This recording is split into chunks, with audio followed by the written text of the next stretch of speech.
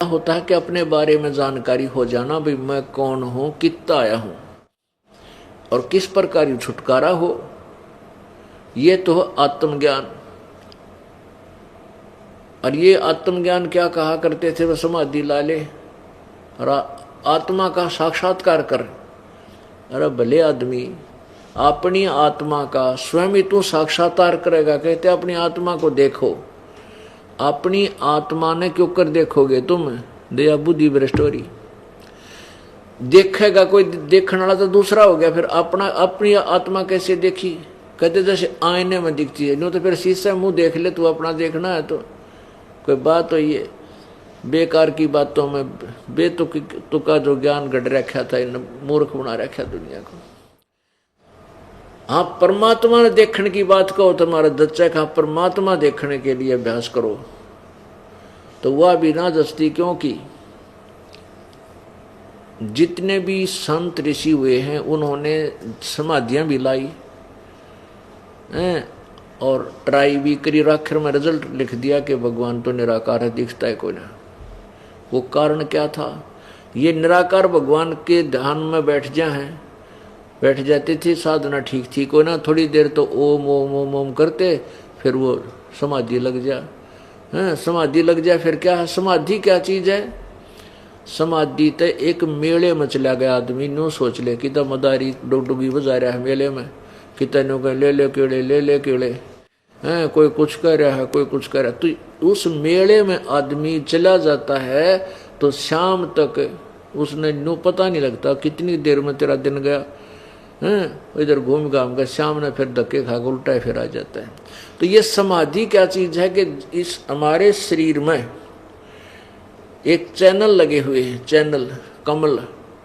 और ये जो समाधिस्थ वही व्यक्ति हो सकता है जिसके पूर्व जन्म की कोई ये अभ्यास पहले किया करता था पूर्व जन्मों में, और कुछ पुण्य इसके साथ है, तो वो समाधिस्थ होने का वो हो जाता है। कैसे होता है, उसका कोई कुदरती पिछले जन्म का कोई कमल खुल रहा होता है। अंदर हमारे शरीर में कमल बने हैं, मूल कमल, स्वाद कमल, नाभि कमल, हृदय कमल, कंठ कमल।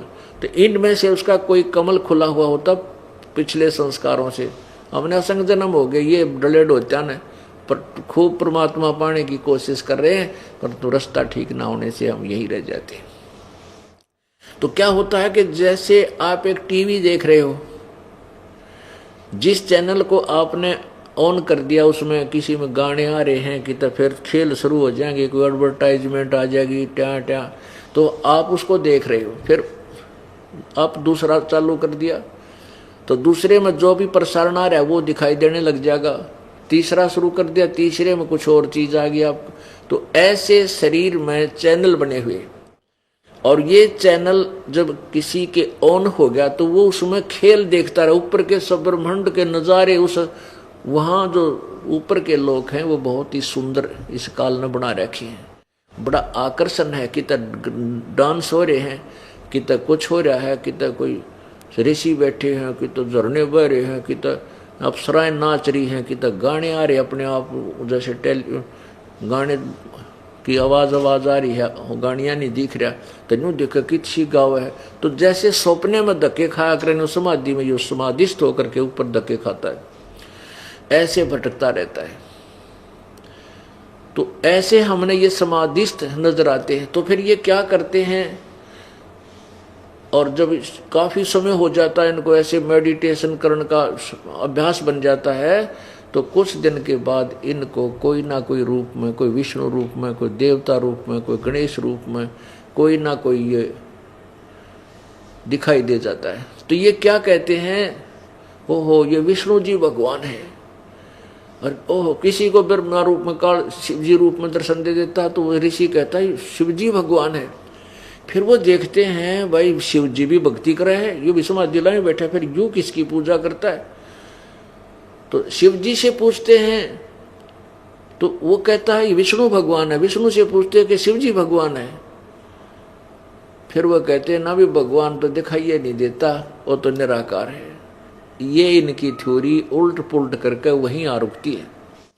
तो परमात्मा ये बताना चाहते हमारे को कि आत्म ज्ञान और परमात्म ज्ञान क्या है।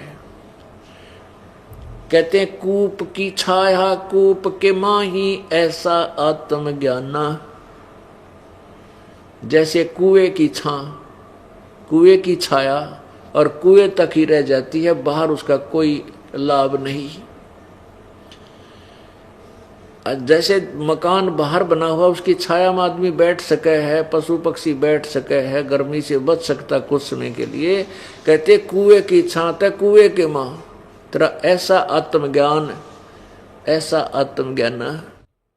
यानी आपने जो पता लग गया हम महादुखी हैं, और ये तो बहुत बुरा लोक है, तो आपके पास विधि नहीं, उस कुएं मत निकलने का कोई तरीका नहीं, तो वो ज्ञान भी व्यर्थ है। जैसे आप सभी पुण्यात्मा कहीं ना कहीं संत ऋषि के चक्कर में फंसे हुए हो, क्योंकि आपको पता लग गया है कि भक्ति करनी चाहिए और आत्म कल्याण कराना चाहिए। आपको रास्ता ठीक नहीं मिला तो आपकी कुएं की छाया कुएं के मां तेरा ऐसा आत्मज्ञान। अब हम परमात्म ज्ञान के विषय में जानकारी देंगे। परमात्मा सर्वश्रेष्ठ प्रभु।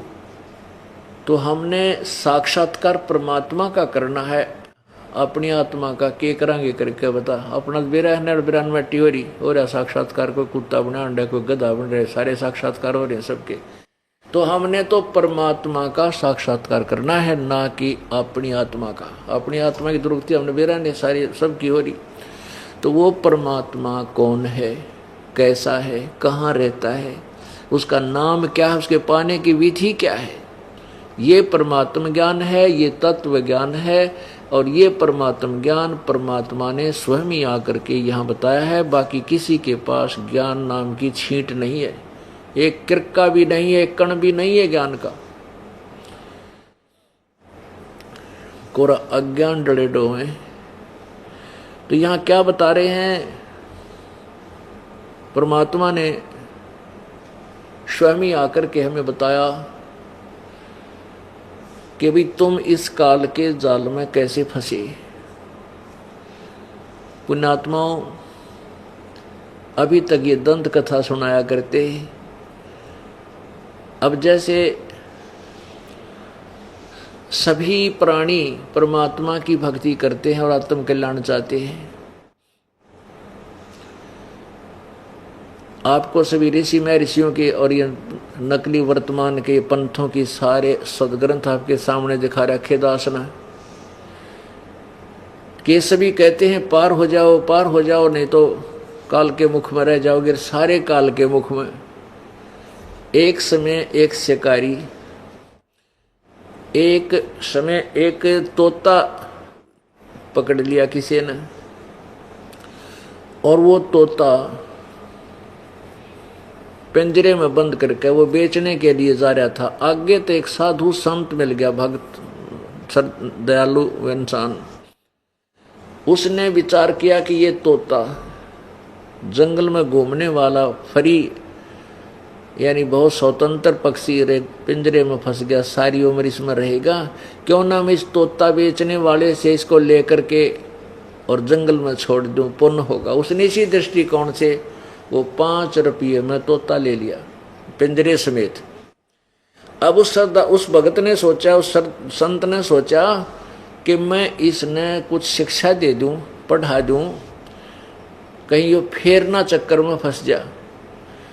अब उस जाकर के ऋषि ने उस तोते से कहा, भाई तोता राम, तू क्यों कर फंसा भाई इस जाल में, कैसे फंसा तू पिंजरे में? कहने लगा, जी शिकारी आया था और वहाँ दाने डाल दिए, हम दाने खाने लग गए, कणक गेहूँ बाजरा ज्वार डाल दी, हम वो खाने लग गए, और शिकारी ने जाल डाल दिया, हम जाल में न्यों फंस गए। तो वो संत कहने लगा, भाई तोता राम, जय मैं तने छोड़ दूँ, खोल दूँ, तू आगे तो जाल में नहीं फंसेगा। अक ना जी, अक सुन ले तो ध्यान रखिए, देखिए, ख्यास रखिए, और तोतों और अपने साथी तोतों को बता देना, पक्षियों को, भाई शिकारी आवेगा और जाल दाने डालेगा, जाल डालेगा, दाने डालेगा, तुम दाने मत खाइयो, दाने नहीं खाओगे तो फंसोगे कैसे? हाँ जी बिल्कुल ठीक है। तो उस तोते तो फिर बोला, गुरुजी बोला, भाई यो जो मैंने तेरे को एक विधि बताई है तेरा याद होगी? तोता बोला, जी कति याद होगी, सुना। शिकारी आवेगा, दाने डालेगा, जाल बिछावेगा, हम दाने नहीं खावांगे तो जाल में कैसे फंसेंगे? अब गुरुजी ने 2 4 10 बार उसे एक पाठ सुना, तोते ने फटाफट सुना दिया। अब गुरुजी ने सोचा भी तोता सियाना हो गया, ये फंसेगा नहीं, और कहा बेटा औरों को भी बता देना, जाकर के सब पक्षियों को ये पाठ याद करा देना। अच्छा जी। अब तोता छोड़ दिया। अब तोता पहुंचा अपने मित्रों और परिवार में, उन सब में गुरु पाक गया। ने बोला, सुनो आपको मैं एक विधि बताता हूँ, हम कैसे जाल में फंसते। शिकारी आवेगा, दाने डालेगा, जाल बिछावेगा, हम दाने नहीं खाएंगे तो हम जाल में फंसेंगे कैसे? हाँ, सब ने, जितने भी तोते थे उस जंगल के, उसने सबको, सबका गुरु पाक गया और सब तक यो पाठ पढ़वा दिया। एक दिन एक शिकारी उस क्षेत्र में पहुंच गया जहां पर वो गुरुजी के चेले थे, वो तोते। उसने जब वहां उनकी आवाज सुनी, कहने लगे, वो क्या बोल रहे थे, शिकारी आवेगा, जाल बिछावेगा, दाने डालेगा, हम दाने नहीं खाएंगे तो हम फंसेंगे नहीं जाल में। अब शिकारी ने सोचा, भाई तू तो आज रोंग स्थान पर आ गया, गलत जगह आ गया, तो सारे तोते पढ़े पढ़ाए हैं, देख भी ना फंसा जाल में, बात बिगड़ गया। तो भाई 5-6 किलोमीटर जंगल में आया, यहाँ तो कसूते, ये तो ज्ञानवान आदमी टकरा गए, पक्षी टकरा गए, तो एक भी ना फंसा। उसने सोचा चल कुछ दाने डालकर जाल बिछा देता हूँ, थोड़ी बहुत देर देख लेता हूँ, को फंसेगा ठीक से, न ठाकर जाल चाल पड़ूंगा। उसने दाने डाल दिए, जाल बिछा दी। वो मेरे जैसा गुरु जो गुरु बन रहा, सबसे पहले वो पहुंचा दाने खान, फिर उसके चेले सारे, और दाने खा रहे हैं और कह रहे हैं शिकारी आवेगा, जाल बिछावेगा, दाने डालेगा, हम दाने नहीं खाएंगे तो हम फंसेंगे कैसे? अब शिकारी ने सोचा, रहे तो कति बोली पेड़ बांडे बांडे हैं, इनमें हरदम जगह कति नहीं। उसने वो जब हो रही है ना 20 30 50 उसमें इकट्ठे हुआ जाल खींच ली, सारे जाल के वहां। अब उसने करके इकट्ठा जाल पीछे डाल लिया, और वो तोते कमर में लटका लिए, चल पड़ा वापस। एक बड़ा दाव लग गया आज तो। अब वो जाल में फंसे हुए भी क्या कहते जा रहे हैं कि शिकारी आवेगा, दाने डालेगा, जाल बिछावेगा, हम दाने नहीं खाएंगे, जाल में कैसे फंसेंगे? और अंदर फंसे पड़े सारे। अब पुण्यात्माओं, इन गुरुओं की जो सचलोक और सचखंड की कथा सुनावे हैं, और उसके चेले फिर वही गुण गाते फिरते, ये सारे उस वो पढ़े पढ़ाए तोते हैं। असर किससे का नहीं है, ना उनके पास विधि है वो छूट जाने की, केवल बनावटी बातें हैं। तो पुण्यात्माओं, ये जो ज्ञान कहते हैं, करनी तज कथनी कथाएं, अज्ञानी दिन रात और कुकर जो भोकत फिरे, ये सुनी सुनाई बात। हम सभी काल के जाल में फंसे हुए हैं।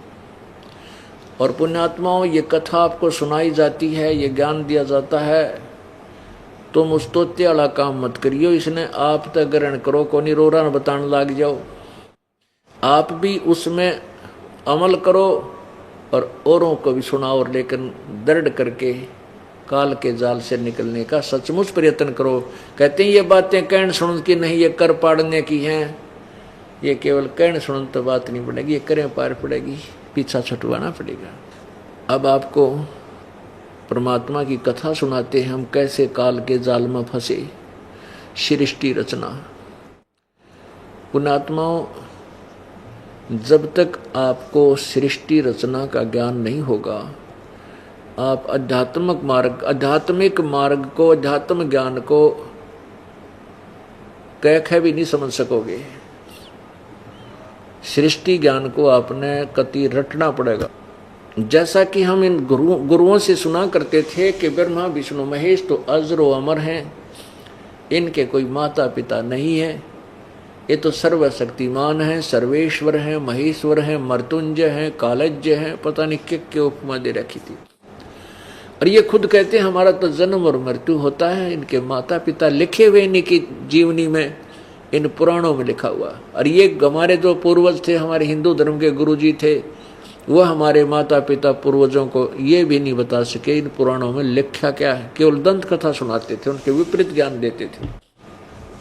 अब ये कथा आपको सुनाएगा ये दास, जो प्रथम बार सुनेगा उसको तो ऐसा लगेगा जैसे ये बनावटी सी बातें हैं, और जब आपके को ये दास प्रमाण दिखाएगा आप दांतों तले उंगली दबाओगे को हो सचमुच या तो सारी कहानी ऐसे थी।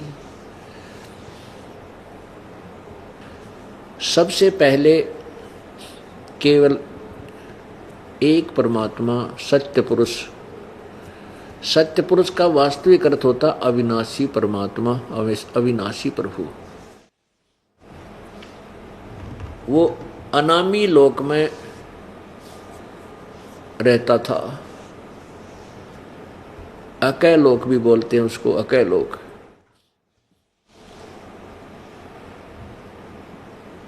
फिर उस परमेश्वर ने नीचे के 3 लोकों की रचना की अपनी वचन शक्ति से।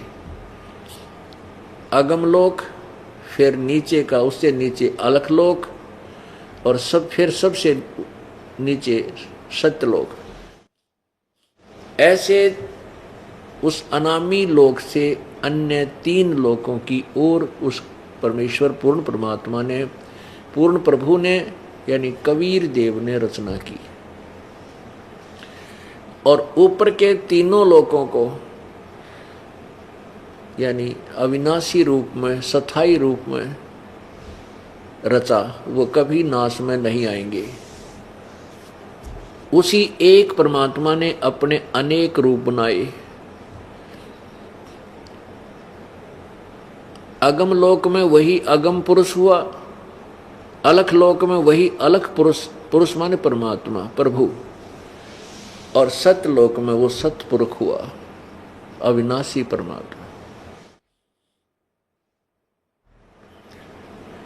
अब सतलोक में परमेश्वर ने, परमपिता कबीर देव ने, सत्य पुरुष ने अपनी वचन शक्ति से एक शब्द से 16 द्वीप यानी 16 अलग अलग लोक स्थापित किए सतलोक में। और फिर 16 शब्दों से 16 पुत्रों की उत्पत्ति की। उनको अलग भिन्न भिन्न द्वीप में रहने की आज्ञा दे दी। परमेश्वर ने अपने पुत्र अचिंत को, उन 16 में से एक अचिंत नाम का पुत्र है, उससे कहा कि बेटा तू अब सृष्टि रचना कर रहे। अब परमात्मा ने इसलिए सारा कुछ किया था कि ये बालक कहीं फिर बाद में टांग ना अड़ावें, इनकी इस अक्षमता से अभी परिचित करवा देता हूं इनको, तुम्हारी कितनी औकात है। अचिंत ने अपनी वचन शक्ति से अक्षर पुरुष की उत्पत्ति की, जिसको परब्रह्म कहते हैं। अक्षर पुरुष, वहां एक तालाब है अमृत से भरा हुआ, उस अमृत सरोवर में स्नान करने के लिए चला गया। वहां जाकर के वो मस्ती से लेट गया जल में, और गहरा जाकर के सो गया, नींद आ गई। पुण्यात्माओं, सतलोक में श्वासों से शरीर नहीं है, श्वासों से जीवन नहीं है। वहां शरीर जो है असनाविरम अकायम, शुक्रम अकायम असनाविरम, वो शुक्र से बनी हुई, माता पिता के योग से बने हुए की काया नहीं है। वो जो यहाँ का मटेरियल है, ये मटेरियल वहाँ नहीं है। नाड़ियों से बना हुआ शरीर नहीं है, वो श्वास की वहाँ आवश्यकता नहीं है। तो तालाब में सो गया, काफी समय तक बाहर नहीं आया। तब कबीर परमात्मा ने, सत्य पुरुष ने उसी अमृत सरोवर से जल लेकर के अपनी सिद्धि शक्ति से, अपनी वचन शक्ति से एक अंडा बनाया। उस अंडे में एक अपने वचन से आत्मा प्रवेश की। उस अंडे को जल में छोड़ दिया। वो गड़गड़ गड़गड़ करता हुआ जब नीचे गया तो अक्षर पुरुष उस परब्रह्म की आंख निंद्रा भंग होगी। उसने कुछ क्रोध हुआ कि मेरे को किसने जगा दिया, मेरी निंद्रा भंग किसने कर दी। तो इस दृष्टि से गुस्से में देखा तो वो अंडा दो भाग हो गया। उसमें से ये ज्योति निरंजन निकला और इससे कहा, इन दोनों से परमात्मा ने कहा कि तुम बाहर आओ। अक्षर पुरुष तो निंद्रा में था, तुझे जगाने के लिए सब किया गया, तुम दोनों बाहर आ जाओ और जाकर के तुम अचिंत के लोक में रहो। अब वो तीनों अचिंत और ये क्षर पुरुष यानी काल, जो आगे चल के काल कहलाया, और अक्षर पुरुष, ये तीनों एक द्वीप में रहने लगे। और शेष जो अलग थे वो 15 एक एक द्वीप में अलग अलग रह रहे थे। एक दिन उसके बाद परमात्मा ने अचिंत से कहा कि तूने देख ली अपनी अक्षमता, बेटा तुम्हारे बस की सृष्टि रचना नहीं है कि दे तुम बीच में टांग अड़ाओ, इसलिए तेरा भ्रम निवारण किया था मैंने। अब मैं सृष्टि रचना स्वयं ही आगे करूँगा। तो परमात्मा ने अपने शरीर, अपने वचन से, अपने शरीर से हम सबको उत्पन्न किया। वहाँ वचन से उत्पत्ति हुई। तो हम सभी आत्मा वहाँ मानव सदृश शरीर में, और सुंदर शरीर हमारा 16 सूर्य जितना, जैसे 16 सूर्य का प्रकाश हो पर गर्मी ना हो इसमें, इतना सुंदर शरीर एक आत्मा का वहाँ सतलोक में है। और इतने तेज पुंज का नूर का शरीर, जैसे ये 5 तत्वों से बना हुआ शरीर है। 5 तत्व ये मिट्टी, हवा, अग्नि, वायु, आकाश, ये जल, वायु, यानी ये 5 तत्वों से बना है। इसमें कितना दिखाई देते हैं, कितना सुंदर है देखो। ऐसे ही वहाँ तेज से एक तत्व से बना हुआ शरीर हमारा है, और बहुत इससे तो असंख्य गुणा प्यारा और सुंदर शरीर है वो। तो वहाँ हम रहने लगे। इसी तरह परिवार है, वहाँ पर परमात्मा साकार है, सब प्राणी साकार हैं, वहाँ सब आत्मा साकार है। हंस नाम है उनका वहाँ पर, और परमात्मा को परमहंस कहते हैं। हम सभी वहाँ रह रहे थे, कोई दुख नहीं था, कोई शरीर में कोई रोग नहीं था, और सारी सुविधाएं थी वहाँ पर। 4 मुक्ति जहाँ चंपी करती माया होरी दासी। होय होय, यहाँ कितनी साधना करके बिरानी ना जाने कितने समय तक तप साधना तपसत करके चौथी मुक्ति, 4 मुक्ति प्राप्त होती हैं। और वो मुक्ति भी एक दिन नष्ट हो जाती है, वो समय भी समाप्त होता है, स्वर्ग महास्वर्ग का भी। और फिर जीव का जीव 84 लाख योनियों में गधा कुत्ता सुअर बनता है। और सतलोक के अंदर परमात्मा बताते हैं कि ये 4 मुक्ति जहाँ चंपी करती, तेरे पैर दबाती है, इतना सुख है। और ये माया हो रही दासी, जहाँ हम यहाँ माया समझते हैं भाई, अच्छा खान पीन न हो, बढ़िया है, कोठी हो, कार हो, कहते इससे असंख्य गुणी सुविधा तेरे चरणों में, वहाँ दासी रहेगी, तेरी हाजिर खड़ी रहेंगी, ये सब सुविधाएं। और फिर दूसरा क्या होगा कि दास गरीब अभय पद पर से, वो मिले राम अविनाशी।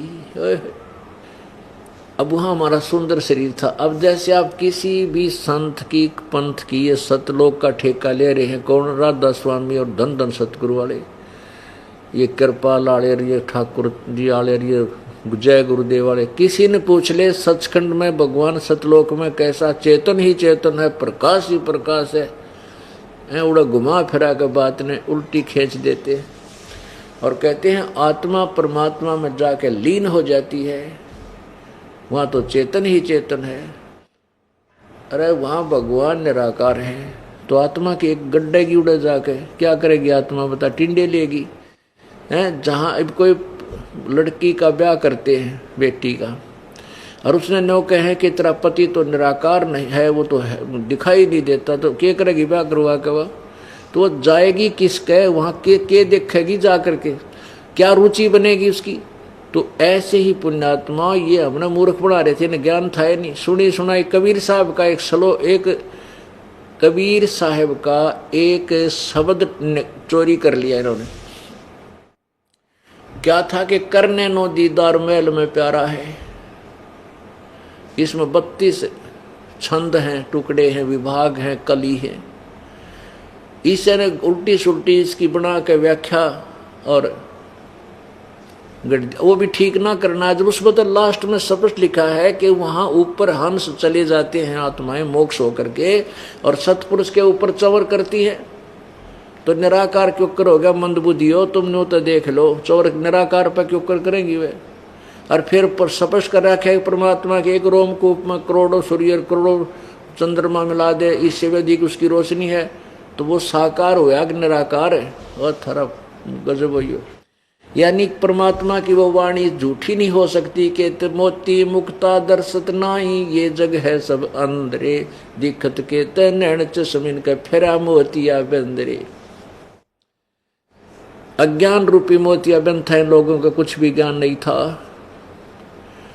पुण्यात्मा वहां पर वो सुख है, वो ठाठ है, या स्वप्न में भी नहीं हो सकते। आपका ऐसा ही परिवार होगा और सदा युवा शरीर रहेगा, कभी बूढ़े नहीं होंगे। कोई काम भी वहाँ कोई काम नहीं है, केवल भगवान की भक्ति अपने आप चलती है, वहाँ पर आनंद आता है। और फल आहार वहाँ अमृत आहार है, अमृत ही वहाँ अमृत जैसे मीठे फल हैं, सदा बहार बाग हैं, और सदा बसंत रूपी ऋतु रहती है, कोई गर्मी सर्दी नहीं है। वहाँ दिन रात नहीं है, वो तेजों में लोक है, सौ प्रकाशित है। तो पुण्यात्मा वो बहुत ही, जैसे रात्रि में आप चंद्रमा की रोशनी देखते हो कभी एकांत में, और रात्रि में लेट कर जब देखते हैं कितनी सुंदर प्यारी लगती है, कितनी शीतलता होती है, बिल्कुल मन को ऐसी खींचती है, आत्मा को खींचती है। ऐसे वहाँ पर सतलोक में इससे भी असंख्य गुना शांत और सुंदर प्रकाश ऑटोमेटिक रहता है। लेकिन उस प्रकाश में जीवात्मा, उस प्रकाशित लोक में, वहाँ परमात्मा भी मनुष्य सदृश है, तेजों में शरीर है, उसका भी नूरी शरीर है, और हमारा भी नूरी शरीर है। हम उस सुख सुविधा को छोड़कर काल के जाल में कैसे फंसे, ये आपको बताते हैं। जब परमात्मा ने हमारे को उत्पन्न कर दिया और हम वहाँ ठाठ से रह रहे थे, कोई कष्ट नहीं था, बड़े आनंद से बहुत समय बीत गया था। तो उसके बाद एक समय, कुछ समय के उपरांत ज्योति निरंजन जो अंडे से निकला था, उसके मन में खरपतवार उत्पन्न हो गया। उसने सोचा कि मैं और अचिंत और ये अक्षर पुरुष, हम तीन तो एक द्वीप में, और बाकी मेरे भाईपन ये सभी जितनी आत्माएं हैं सारे न्यारे न्यारे एक एक द्वीप में। अब मैं अपना अलग स्थान प्राप्त करूंगा। इस दृष्टिकोण से उसने क्या किया, तपस्या आरंभ कर दी। तप से राज्य प्राप्त होता है। तो उसने इस दृष्टिकोण से एक पैर पे खड़ा होकर ज्योति निरंजन अर्थात क्षरपुरुष ने तपस्या प्रारंभ कर दी। काफी समय तक 70 युग तक उसने एक पैर पे खड़ा होकर के तपस्या की। अब हम सब आत्मा जो अपने पिता परमात्मा से आस्था हटा करके, हम सभी आत्माएं उस ज्योति निरंजन इस काल के ऊपर आसक्त हो गए, केवल इस बात पे कि देखो एक कितना तप कर रहा है, कितनी देर से खड़ा हो। हम इसको चाहने लग गए, हम पतिव्रता पद से गिर गए। जो परमात्मा हमें सर्व सुख दे रहा था, सारे ठाठ थे, ना कोई रोग था, ना कोढ़ था, ना मृत्यु थी, ना कोई टेंशन थी, ना किसी प्रकार की कोई बीपी आई था, ना लो था। हम उसको भूल के और इस नकली के पाछे लाग दिए। हम इसको चाहने लगे ज्योति निरंजन को। परमात्मा ने आकाशवाणी की कि बच्चों तुम मत इसकी तरफ ध्यान दो, तुम अपना कर्म अपनी मस्त रहो, भक्ति करो। हम ऊपर से तो सावधान हो गए और अंदर से उसकी चाह हमारे दिल से गई नहीं। परमात्मा कबीर देव अंतर्यामी हैं, वो जान गए कि इनका अंतःकरण बिगड़ गया और ये पति व्रता पद से गिर चुके हैं। अब जैसे दूध फट जाता है, बिगड़ जाता है, उसको कोई नहीं रखता, बाहर फेंक देता। सेब खराब हो जाती है, फल उसको बाहर फेंक देते, रखने योग्य नहीं होता। तो परमात्मा ने देख लिया कि ये जितनी भी आत्माएं इसके ऊपर आसक्त हैं, इनका काम बिगड़ गया। उधर से परमात्मा ने उस ज्योति निरंजन से पूछा कि क्या मांगता है, क्या चाहता है ज्योति निरंजन, बोल तू। तब उसने कहा, पिताजी मुझे, मेरे लिए स्थान कम है, मुझे अलग स्थान दे दो।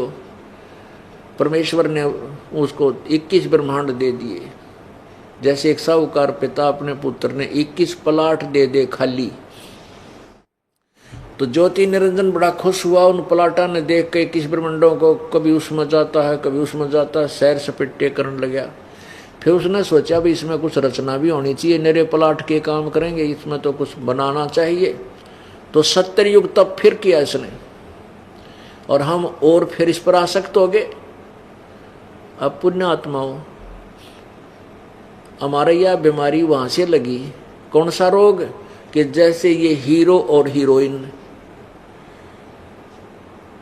ये अपने पेट की खातिर अपने स्वार्थ विच नाचा कूदी उछलम कूदम हार श्रृंगार बना के पता नहीं के किस प्रकार का रूप बना लेते हैं, और हम इनको चाहने लग जाते हैं, नादान बालक युवा उम्र के। और लेना एक न देने दो उन तक। जैसे यहाँ हिसार में या बरवाला में कोई नेता या अभिनेत्री या अभिनेता आ जा, देखा इन बालकों की भीड़, ओहो वो खड़ा 1 किलोमीटर दूर तो देखे, वो खड़ा वो खड़ी देख दिखे है, और वहाँ सारे दिन धक्के खा के आ जाए, उन तो लेना एक न देने दो। वो अपने पैसे कमा रहे हैं उछल कूद करके, और हम उनको चाह रहे हैं। यह बीमारी हमारा वहाँ लगी थी सतलोक में, और उसने यह दुर्गति करवा दी हमारी। तो हम ऐसे इस काल को चाण लागे, लेना एक न देने दो को बात ने बता। इससे क्या मिला हमने? जब इसने 70 युग सेकंड टाइम तप किया, तो प्रभु ने पूछा कि ज्योति निरंजन के चाह वह तू भाई? ज्योति निरंजन ने कहा, परमात्मा मुझे कुछ कंस्ट्रक्शन मटेरियल दे दो, रचना की सामग्री दे दो।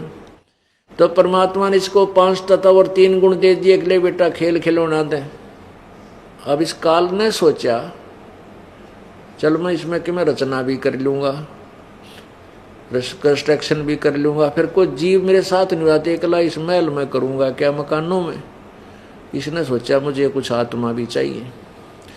तो इस ज्योति निरंजन ने 64 युग तप जब फिर कर लिया, तो परमात्मा ने पूछा, भाई क्या चाहता है निरंजन?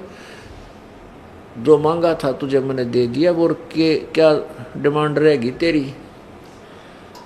तब ज्योति निरंजन ने कहा, पिताजी मुझे कुछ आत्मा दे दो, मेरा अकेले का दिल नहीं लगता।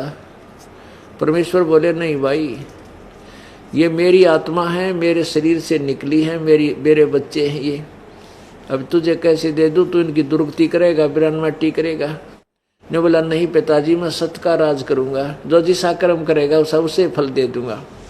पहले परमात्मा ने ये से वचनबद्ध करवा दिया जानबूझ करके। ये आत्मा तो कंडम है, यहाँ रखन जोगी रही को ना सतलोक में, और इस काल का फंसेंगे कदे न और काल ना कर दे। इसलिए पहले इसे कहला दिया कि जो जैसे कर्म करेगा मैं वैसे ही फल दे दूंगा, मैं दुखी नहीं करूंगा। अच्छा, परमात्मा बोला, भाई देख, तेरे किसी भी जप तप के बदले में आत्मा नहीं दे सकता। हाँ, एक तरीका है, यदि कोई तेरे सब इच्छा से अपने तेरे साथ जाना चाहती है इन आत्माओं में, तो तू ले जा, पूछ ले इनका। अब वो ज्योति निरंजन ये ब्रह्म क्षरपुरुष हमारे पास आया, और हम इसके आते इसके चारों तरफ इकट्ठे हो गए। जो आज ये कुत्ते गधे सुअर चींटी हाथी राजा ब्रह्मा विष्णु महेश और बने बैठे हैं, दुर्गा, ये सारे वहाँ थे, और इसके चारों तरफ इकट्ठे हो गए। ये कहने लगा, मैंने तप करके पिताजी से अलग से ब्रह्मांड लिए हैं, वहाँ ये बनाऊंगा, दूधा की नदी बहाऊंगा, फलदार वृक्ष खिलाऊंगा और ऐसे करूंगा, मेरे साथ चलोगे तुम? हम तो पहले तैयार थे, क्योंकि हम तो फंस चुके थे, इसके आसक्त हो चुके थे इस पर। तो हमने कहा, आप जी ने कहा, परमात्मा हमें बता रहे हैं, ये दास परमेश्वर की तरफ से सुना रहा है और अपने आप को भी आपके साथ ही लगा के कह रहा है। फिर हमने क्या कहा कि यदि हम चल पड़ेंगे तेरे साथ, लेकिन पिताजी की आज्ञा हमें मिल जाए तो चलेंगे, पिताजी की आज्ञा दिला दो। तब ज्योति निरंजन ने कहा, पिताजी वहाँ जाकर के परमेश्वर के पास कि पिताजी कुछ आत्मा मेरे साथ चलने को तैयार है, स्वीकृति दे रही हैं। परमात्मा ने कहा, परमेश्वर कबीर देव ने, सत्य पुरुष ने, कि मेरे सामने चल, मेरे सामने हाँ भरवा दे, मेरे सामने सब करती देंगे तो मैं भेजूंगा, तेरी बात का विश्वास नहीं करता। परमात्मा कबीर देव जी आगे और ज्योति निरंजन खड़ा, हम वहीं खड़े बैठ गए सारे एकदम। परमात्मा ने कहा, भी जो भी ज्योति निरंजन के साथ इसके लोकों में जाना चाहता है, हाथ खड़ा करो। खड़े होकर के स्वीकृति दो। अब सब के सब चुप, सन्नाटा छा गया कि अपने पिता के सामने क्यों करके हम इसके साथ जाएंगे। एकदम शर्मिंदे हो गए, नीचे नाड़ कर ली। परमेश्वर ने कहा कि ज्योति निरंजन तू तो कह रहा था कुछ जाना चाहते, तो कोई नहीं बोल रहा। तब एक आत्मा ने सोचा कदे बात बिगड़ जाए और स्वीकृति ना मिले, फटाफट खड़ी होगी। सबसे पहले देर किया, हिम्मत की।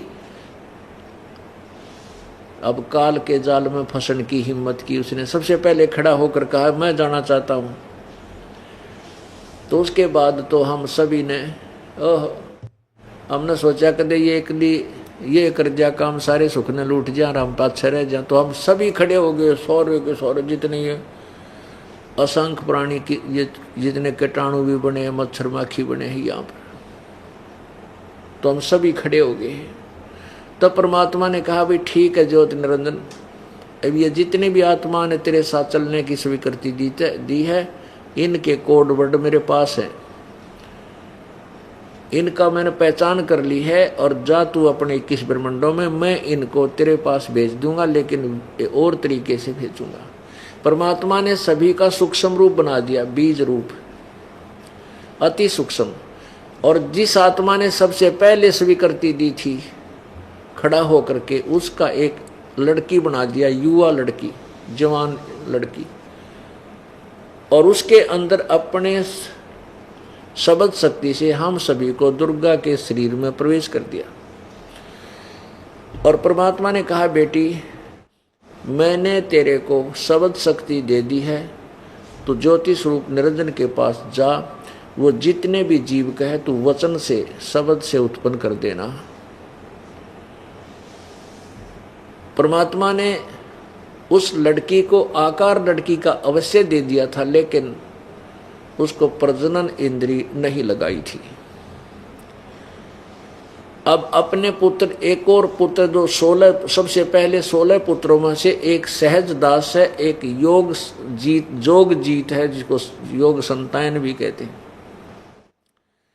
तो उनमें से सहज दास से कहा कि जा बेटा अपनी बहन को तो निरंजन के पास छोड़ के आ, और उसको बता देना कि मैंने इस बहन को, बेटी को आशीर्वाद दे दिया है, वचन शक्ति दे दी है, और सभी आत्मा इसके शरीर में प्रवेश कर दी जो तेरे साथ आना चाह थी। ये अपने वचन से ये जितने तू जीव कहेगा बना देगी।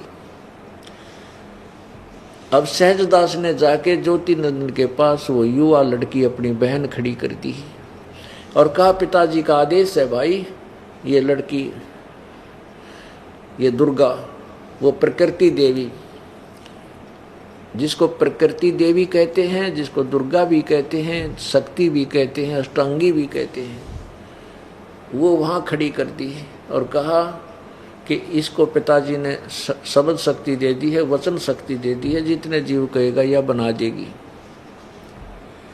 उत्पन्न कर देगी वचन से। ये कहकर के सहजदास तो वापस आ गया। उधर से युवा लड़की को देख करके ज्योति निरंजन के मन में दोष आ गया।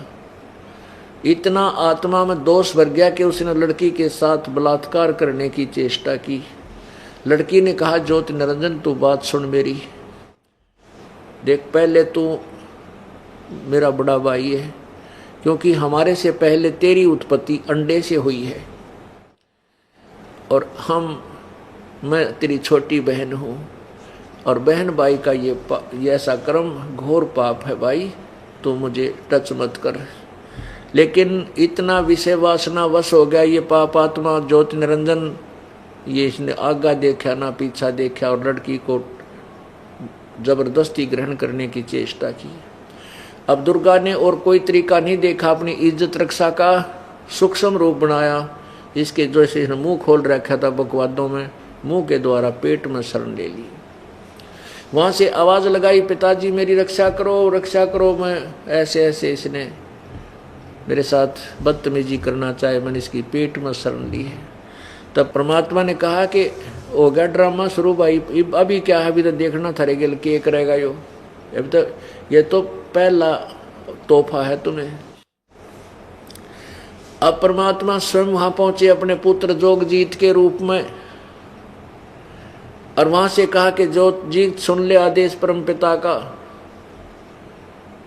तूने ऐसे सच्चे लोक में ये बदतमीजी की है, तू यहाँ रहने योग्य नहीं है, और तूने इस लड़की को खा लिया है, ये तेरे शरीर अब दुख पा करके तेरे शरीर में पहुंच गई है।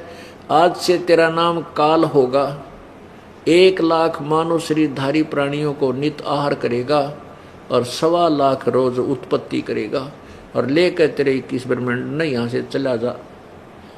अब वहां से इतना वचन कहा था, अपने आप ये वो लड़की पेट से निकाल दी परमात्मा ने, दुर्गा को काल के पेट से निकाल दिया, बाहर खड़ी कर दी, और जाओ तुम अपने भोगो कर्म जिसे तुम न करे। अब उनको 21 ब्रह्मांड वहां से चल पड़े, जैसे वायुयान चलता है, जहाज चलता है, हवाई जहाज, और वहां से 16 शंख कोश की दूरी पर जाकर रुक जाओ। 16 शंख कोश की दूरी पर आकर के ये 21 ब्रह्मांड काल के रुक गए।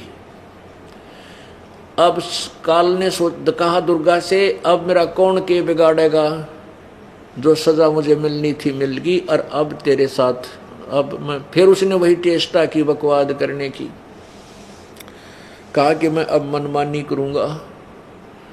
दुर्गा ने फिर कहा कि ज्योति निरंजन, पहले तो तू मेरा बड़ा भाई, मैं तेरी छोटी बहन, एक पिता की संतान, और दूसरे में तेरे पेट से बाहर आई तेरी बेटी होगी, कम से कम कुछ तो लिहाज रख ले, ऐसा जुल्म ना कर, मेरे पास वचन शक्ति है, मैं जितने तू जीव कहेगा मैं उत्पन्न कर दूंगी।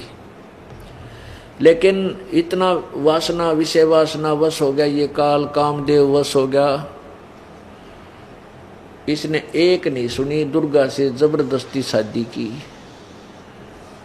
और 3 पुत्रों की उत्पत्ति की, ब्रह्मा विष्णु महेश इनके नाम रख दिए, तीनों को एक एक गुण युक्त कर दिया, रजगुण ब्रह्मा, सतगुण विष्णु, तम गुण शिव जी बना दिया। अब पुण्य आत्माओं,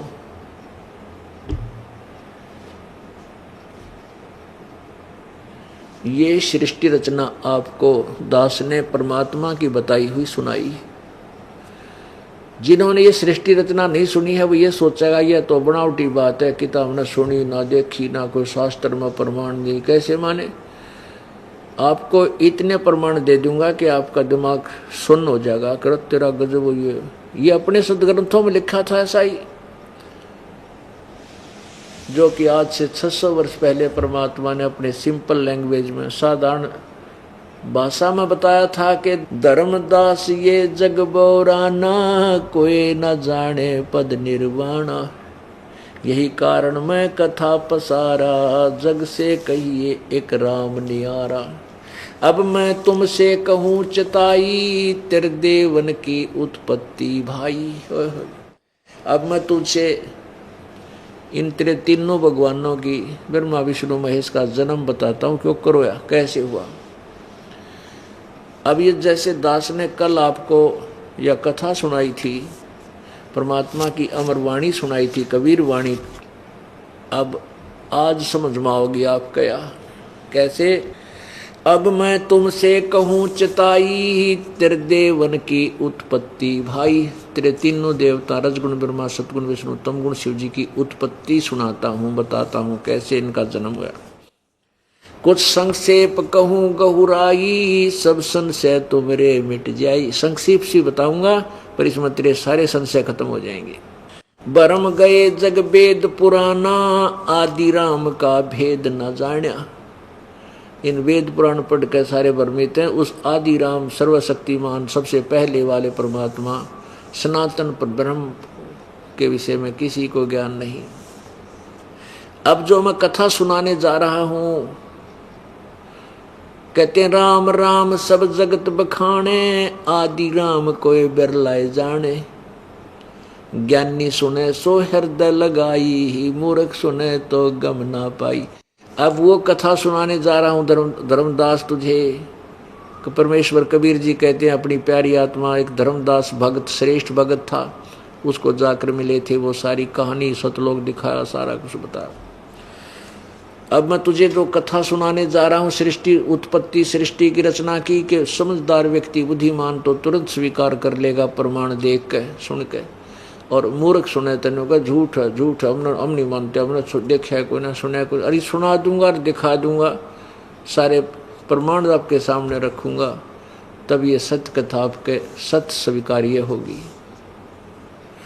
भाई माँ अष्टंगी पिता निरंजन, ये जमदारुण वंशन अंजन। इनकी माता दुर्गा है अष्टंगी ब्रह्मा विष्णु महेश की, और पिता ये ज्योति निरंजन काल है। ओए पहले कीन निरंजन राई, पीछे से माया उपजाई। पहले तो ज्योति निरंजन की उत्पत्ति की परमात्मा कबीर जी ने स्वयं, अपनी महिमा आप ही बता रहा है, और पीछे से दुर्गा यानी सबको वचन से उत्पन्न किया। फिर दुर्गा ने सबसे पहले हाथ खड़ा किया, इसकी दुर्गा रूप दे दिया, इसको माया भी कहते हैं।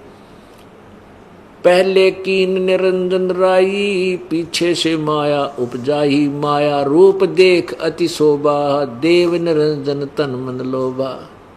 दुर्गा के सुंदर रूसरी रूप को देख करके कहते हैं ज्योति निरंजन का मन डगमग हो गया। काम देव धर्मराय सताए, देवी को तुरंत धर खाए।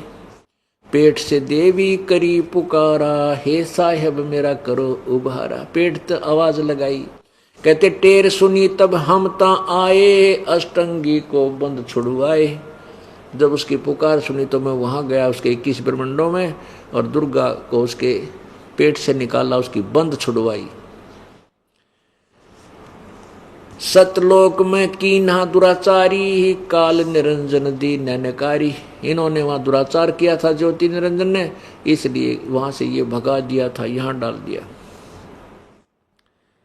माया समेत दिया भगाई, 16 शंख कोस दूरी पर आई। अष्टंगी और काल अब दोई, मंद कर्म से गए बिगोई।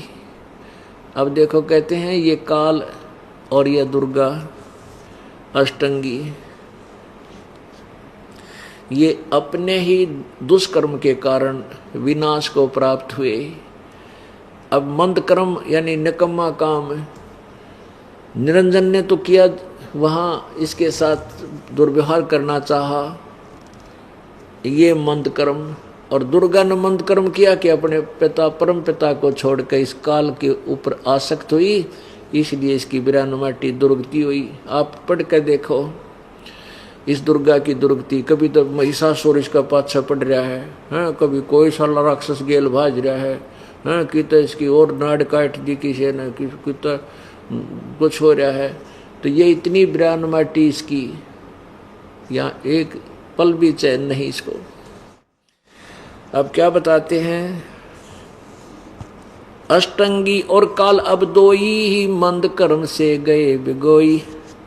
धर्मराय को हिकमत की ना, नख रेखा से भग कर लेना। दुर्गा के स्त्री इंद्री नहीं थी, केवल रूप स्त्री का था, तो इस काल ने अपने नाखनों से ये भग बनाया, और फिर इसने 3 पुत्रों की उत्पत्ति की। धर्मराय को हिकमत कीना, नखरेखा से भग कर लीना। धर्मराय कीने भोग विलासा, माया को रही तब आशा। कहते हैं फिर दुर्गा गर्भवती होगी। 3 पुत्र अष्टंगी जाए, ब्रह्मा विष्णु शिव नाम धराए।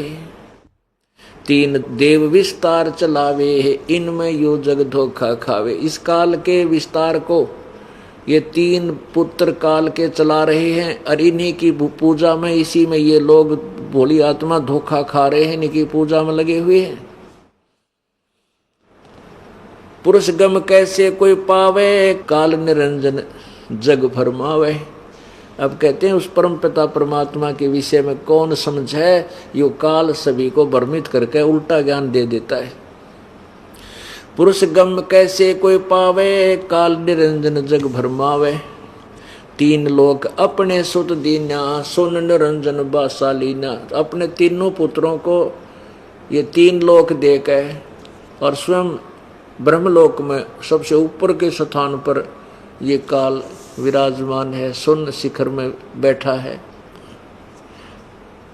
3 लोक अपने सुत दीना, अपने सुतों को, अपने पुत्रों को दे दिया। और सुन निरंजन बासा लीना, अलख निरंजन सुन ठिकाना, ब्रह्मा विष्णु शिव भेद न जाना। अब ब्रह्मा विष्णु महेश भी तपस्या करते हैं, भगवान ढूंढांगे भगवान ढूंढांगे, वो मिलता कोई ना। कहते हैं इन्होंने ब्रह्मा विष्णु महेश को ये ज्योति निरंजन के दर्शन नहीं होली, ये भी नहीं मिलता। 3 देव सो उसको ध्यावे, निरंजन का वो पार न पावे।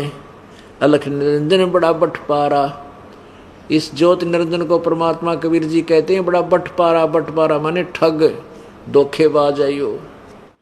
अलख निरंजन बड़ा बटपारा, 3 लोक जीव करे आहारा। 3 लोक के जीवों को खा रहा है। ब्रह्मा विष्णु शिव नहीं बचाए, सकल खाए पुन धूर उड़ाए। 3 तिनके सुत हैं तीनों देवा, अंदर जीव करते हैं सेवा। आय हाय हाय, कमाल कर दिया कबीर भगवान ने।